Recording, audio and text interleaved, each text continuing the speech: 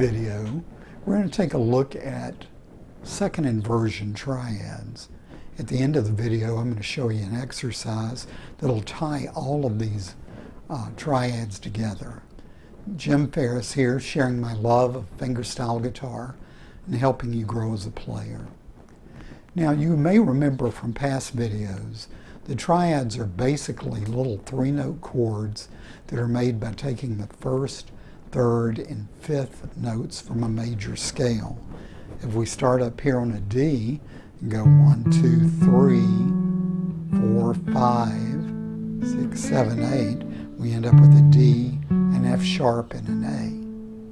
So, if we want to invert that to a second inversion triad, we'll need to stack the notes up A, D, F sharp, or 5, 1, 3. Okay. Just like the other triads that we've looked at, we can move these to different string sets across the fingerboard. And the best way to do that is to use our string transference method, which means that we can play a chord, move it to the next string set, which in this case will be 5, 4, and 3. If we have the room on the lower end of the fingerboard, we can move it down 5 frets. We don't have that much space here. So our alternative is to play it an octave higher by moving the shape up 7 frets. And we do that, we end up at the 12th fret. So, okay, then we can move that across to our next string set, which will be 4, 3, 2, move it down 5 frets, and we end up with,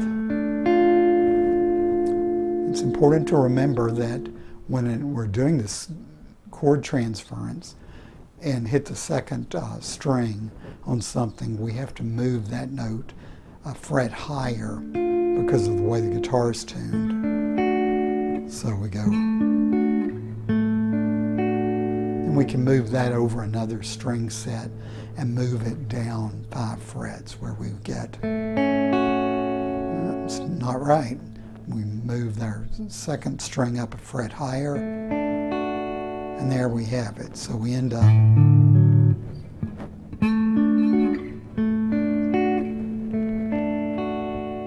okay? Now, of course, major, minor, diminished, augmented triads are all constructed the same way, regardless of the inversion. If we have a second inversion triad like this, and want to make it minor, we lower the third. If we want to make our minor diminished, we lower the fifth. If we want to make it augmented, we take the major triad and raise the fifth. Okay? So it's really that simple. The big trick is in how to organize a way to practice these enough so they sink into your subconscious, so they're a handy tool to be used when you need them. Of course, on other videos, we've talked about moving them around with harmonized scales, which is a great thing to do with regardless of the inversion. But you can do it here with the second inversion.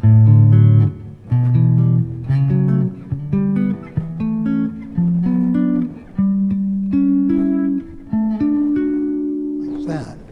Another way to approach these is to start on, I like to start on the lower string set, 6, 5, 4, play my triad there, then take the lowest pitched note and move it an octave higher. So in this case, if I start with the second inversion and take this A and move it an octave higher, I end up playing a root triad on strings 6, 5, 4, and 3.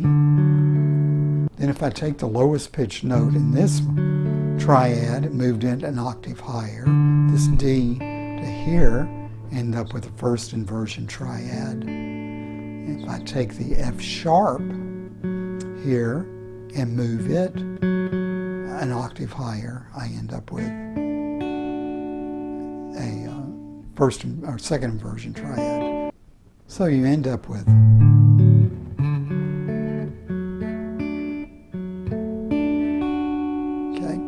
and you can do that, you can start with whatever inversion you want to. If I came up and I could start up here with just a D triad.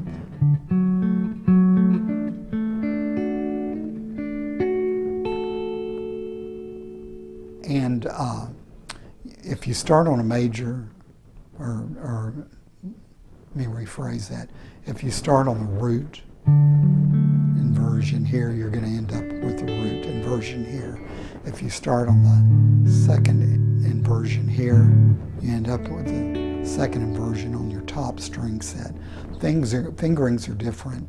It'll be a couple of octaves higher, but it's the same inversion. That makes sense to you. So that's a good way to practice those. That's pretty much it on this subject of triads. So if you have questions or comments, I read all the comments. Go ahead and drop them down below. If any of this seems hazy to you, if you've just found me in my videos and want to look at the previous ones, I'll put links to that below, because I'm really arranging this in a sequential manner. If you learn this, it prepares you to learn that. If you learn this and that, it prepares you to learn the next thing in the process rather. So hopefully that'll be beneficial to you.